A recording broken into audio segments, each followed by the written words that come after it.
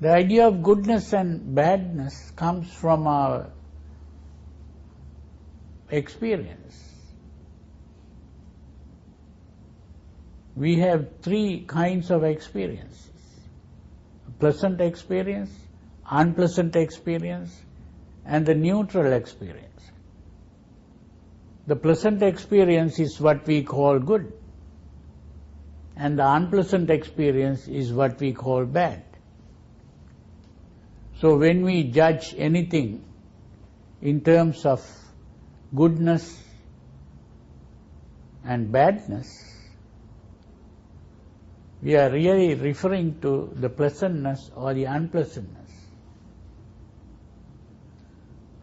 Now, if someone does something unpleasant to me, I will think of that as something bad, and I will say that that person is also bad who did that. If a person does something pleasant to me, then I will see it as something good, and the person is also seen as a good person. So the good and bad comes from pleasure and pain.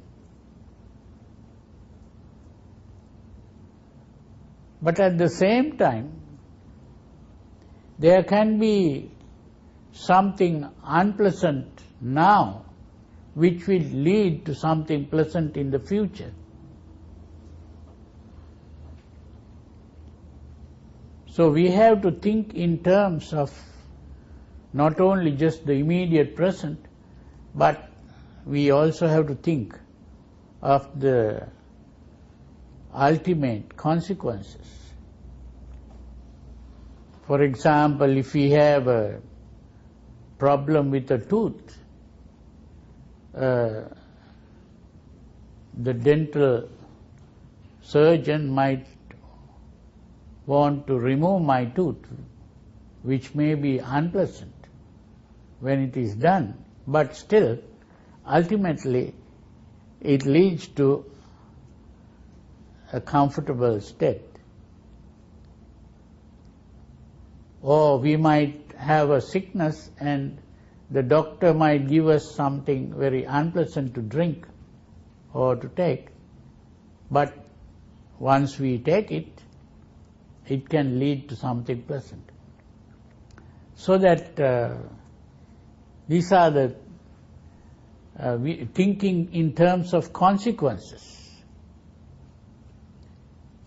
And the other thing is, what is pleasant to me can be unpleasant to another person. It may be pleasant to take someone else's property so that it will satisfy me, but it will be harmful or hurtful to the other person. So, when we speak of what is good, we have to think of all these aspects. And what is good is what is ultimately good to all. So it can be universally accepted as good. So what can be universally accepted as good is what is good for all, not just good for myself. So once we have understood this, we see that all self-centered behavior is bad. So what is good becomes unselfish behavior.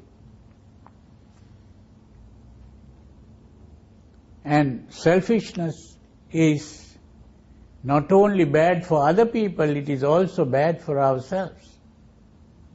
It can lead to bad consequences. If abusing another person may be pleasant to me, it can be pleasant to another person, but it won't end there. That other person will want to take revenge on me. And then the result will be bad for me also. It's not only for the other person.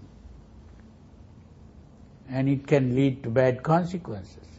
So we have to look at it in a broad way, not in a narrow way. So when we think of what is good and bad, the Buddha speaks of 3 roots of evil: lust, hate, and delusion. The delusion is really a confusion of the mind.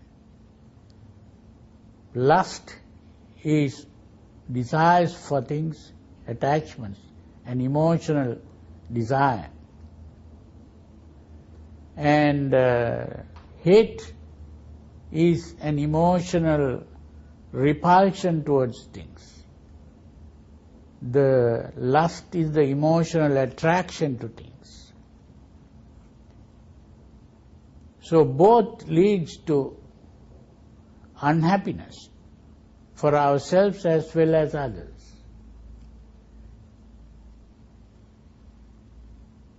What are called bad behavior. There are 10 kinds of bad actions, what are called akusala karma. Karma is the behavior, and akusala is what is bad. There are 3 kinds of behavior which are physically done,